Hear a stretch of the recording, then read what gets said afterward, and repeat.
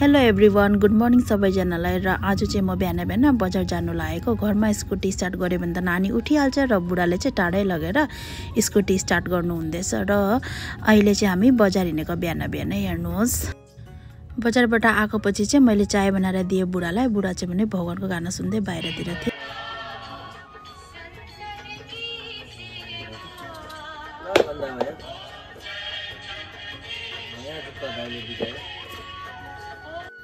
बिहान बिहान हामी दुईजना चाहिँ चाय खाएको पछि चाहिँ फटाफट आफ्नो कामतिर लाग्यो। ऊ चाहिँ कोलको दाम्सा यहाँ मजाले काट्दै थियो आँगनमा बसेर, र म चाहिँ भित्र कपडा सपडा पनि यता धुँदै थिएँ, पखाल्दै थिएँ, खानासाना बसालेर र खानासाना पनि फटाफट पकाउँदै थिएँ।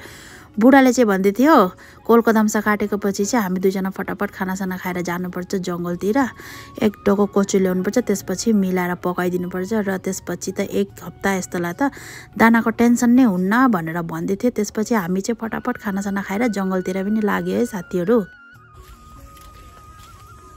गाइस, हामी चाहिँ कोचु लिनु जाने हो। कहाँ जाने बुढा? चारो लिनु।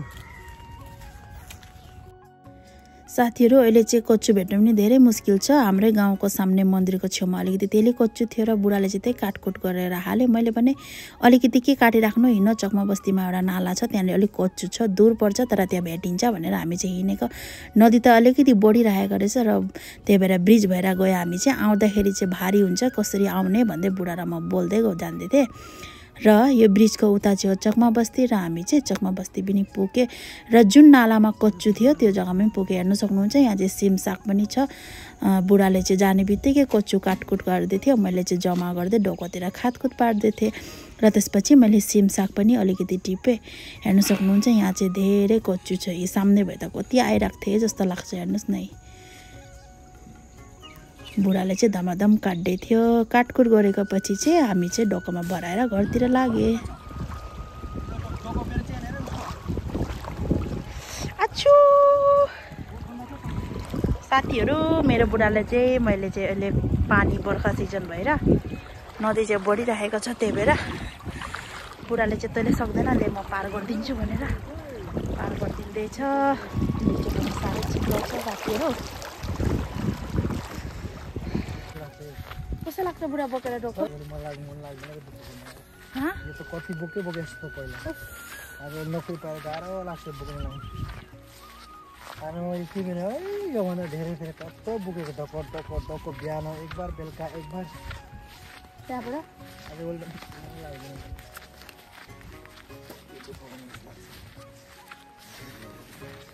तर काम चाहिँ गर्नुपर्छ है। धार त खाएको नि त। कसको बुढीको अब काम गर्नु पर्दैन भन्दा त? गर्नु त पर्छ, बुढीको धार खान्छ नि त, त्यो त गर्दैन। अनि यतिकै बसेर के गर्छ? यतिकै बसेर छुट्टी आएको नि त बस्नु आएको, त्यो त बस्नु त आराम गर्नु आएको छुट्टी। फर्स्टमा गएर त काम गर्ने हो कि पऱ्यो आउँछ। धारी नबोक्यो नि गाउँदा त बेसी बेसी काम गऱ्यो, ड्युटी दिनु।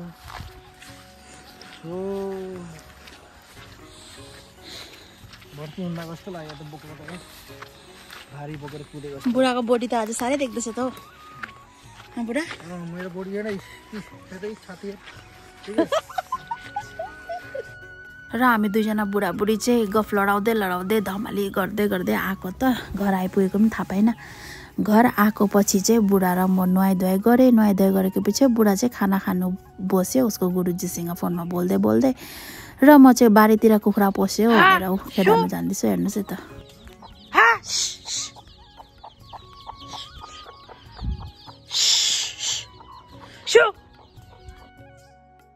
कुखुरा खेदाएर आएको त भित्र यहाँ किचनमा दाना बसाइरहेको थियो बहिनीले। बिहान चाहिँले बसाइदिएको, बहिनीले आगो लगाइरहेको थियो नि त, र म चाहिँ त्यही दाना मजाले चलाइदिँदै थिएँ आएर।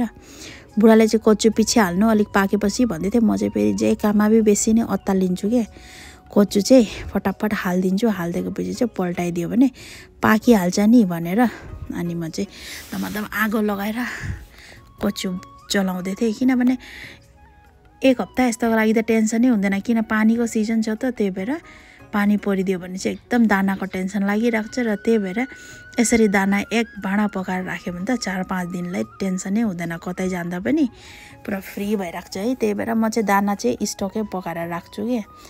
त्यही भन्दै म चाहिँ दाना चलाउँदै थिएँ अनि खानासाना पनि खाएको थिएन यो सब गरिसकेर मात्रै खाना खान्छु भनेर दाना चाहिँ खाँदी राखिदियो भने पाकिराख्छ नि भनेर अनि यो जुन माथि भार देख्नु हुँदैछ नि यो डोकोको तल चाहिँ मैले चाहिँ भैँसीको मासु सुकाएर आएको थिएँ अस्ति बुढा र म त्यही जाँदाखेरि लिएर आएको थिएँ बुढाले चाहिँ ऊ पल्टन जाँदाखेरि सुकाएको मासु चाहिँ लिएर जाने भनेर भन्दै थियो त्यसको लागि मैले चाहिँ मजाले यहाँ काटेर सुकुटी बनाएर सुकाइदिइरहेको थिएँ र यो डोकोले चाहिँ साह्रै दिगदार गर्यो हो साथीहरू डोकोलाई पनि माथि भारमा राख्यो भने जतन हुन्छ भनेर मासुकै माथि राखिदिएको किन मासु सुकिसकेको थियो त्यसैले मैले चाहिँ अब यो डोको चाहिँ नमाइदिनु पर्यो किनभने मासु टिप्नु मिलेको छैन र डोकोलाई पनि एकदम माया गर्नु जरुरी छ किनभने बल्ल बल्ल पाएको आजकल त पहिलाको जस्तो डोको बुन्ने मान्छे पनि छैन देखिराख्नु भयो थियो होला तपाईँहरूले मेरो योभन्दा अगाडिको ब्लगमा कि आजकल त डोको पनि पाउँदैन मैले कति टाढाबाट गएर कसरी ल्याइ पुऱ्याएँ भनेर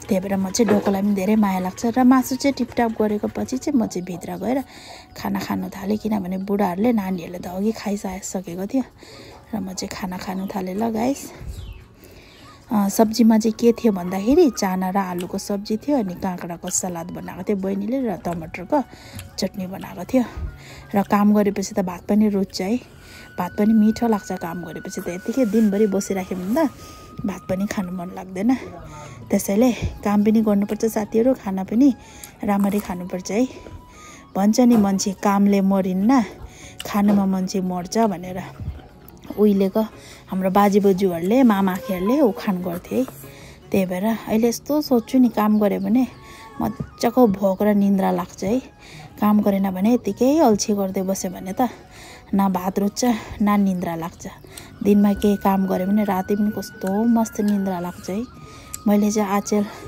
नानीको आमा भएको पछि चाहिँ यो सब महसुस गर्छु उहिले आमा बाउले भन्दाखेरि पत्ताउँथेन कि मैले चाहिँ सो गाइस हामी चाहिँ यतिखेर अब बेलुका भइसक्यो अब चाहिँ हामी आमाको घर हिँडेको बुढाले पनि हिँडेको भन्दैछ है कुरा गर्दा गर्दा बेसी नै अँधेरो भइसकेछ आमाहरू पनि कता पार्टीमा गएको छ भन्दै थियो अब हामी चाहिँ आमा घर जाने फेरि त्यही गरेर तपाईँहरूलाई भेट्छु ल गाइस साथीहरू हेर्नुहोस् न यहाँ घरबाट निक्लेको मात्रै यस्तो पानी परिदियो नि के नै भन्नु हेर्नुहोस् न र दिदीको दोकानमा पसेर छाता पनि लिए र छोरीको लागि टोपी पनि लिए र अहिले चाहिँ हामीहरू घर जाँदैछु जसो तसो हामी चाहिँ पुगेको पछि चाहिँ हेर्नु सक्नुहुन्छ यहाँ चाहिँ छ मेरो बाउ र उसलाई चाहिँ नाता नातिनी पायो भने केही नै चाहिँदैन आमा चाहिँ पल्लो दोकानमा बसिरहेको थियो र हामी चाहिँ आउने बित्तिकै एउटा गिटारिस्टले चाहिँ गिटार भेटेर यहाँ बजाइरहेछ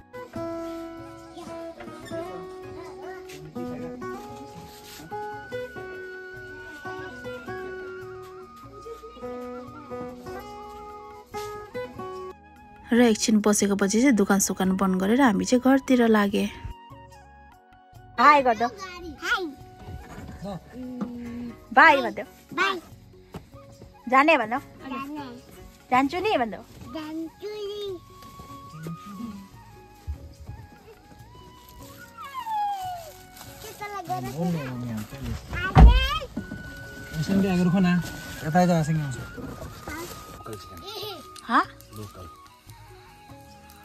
बुढीले पालेको है अब काटेर खानु आएको बहुत दिनपछि बुढीले पालेको थियो खानु आएको हजुर टाइम पायो सो हामी घरमा पनि आइसक्यो त्यसपछि एउटा अङ्कल बस्नु हुँदो रहेछ घरमा चाहिँ र उसलाई चाहिँ उठाएर आमाले धेरै रात भइसकेको थियो कुखुरा मार्नु लगायो त्यसपछि मैले चाहिँ पानी बसाल्दै बुढाले चाहिँ छिलछाल पारेर यहाँ काटकुट पार्दैछ मसला ससला रेडी गर्दै थिएँ म चाहिँ बसाल्छु भनेर आमाको चाहिँ खुट्टा दुख्ने बिमार छ घरमा त कोही छैन हामी नै हो छोरी बहिनी पनि बिहा भइहाल्यो र त्यसपछि बुढी भएको आमालाई किन दुःख दिनु भनेर नि मेरो बुढा चाहिँ ससुरालीमा गएर पनि बस्दैन आफै नै पकाइतुलाई गर्नुहुन्छ हेर्नुहोस् ल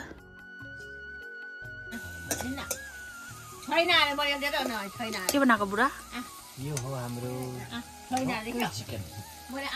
नेपालीले के भन्छ नेपालीले घरको कुखुरा पालेको आफै मेहनत गरेको चारो खिलाएको मकै खिलाएको धान खिलाएको यता चाहिँ छ हाम्रो बिल्ली र साथीहरू यो चाहिँ हो नेक्स्ट दिन जो कि मैले आमाको घरबाट ब्लग स्टार्ट गर्दैछु। बिहान बिहानै उठेर हेर्न सक्नुहुन्छ राति अलिअलि पानी परेको थियो। यो चाहिँ हो आमाको घरको नजारा जो कि तपाईँहरूलाई देखाउँदैछु।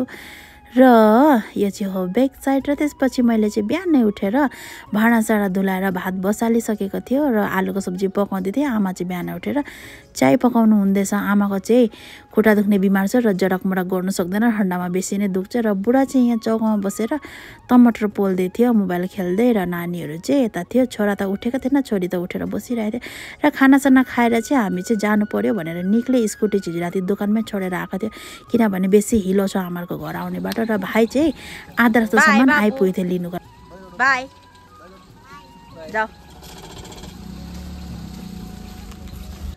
गाडीमा त पुरा खेतालो नै खेतालो रहेछ र जग्गा पनि पुग्दैन। त्यसपछि छोरी र म चाहिँ एउटै छ, बुमबुमी लाग्छ कि गाडीमा उठ्यो भने। र हामी चाहिँ हिँड्दै जान्छु भनेर हिँड्दै जाँदै थिएँ। हेर्नु सक्नुहुन्छ रास्ता पनि बहुत बिग्रेको छ यताको बाटो, किनभने ठुल्ठुलो गाडी हिँडिदिन्छ जति बनाए पनि। त्यही भएर यताको रास्ता चाहिँ बिल्कुलै कहिले पनि बन्नै आँटेन। बन्यो भने पनि बिगारिहाल्छ गाडीहरूले।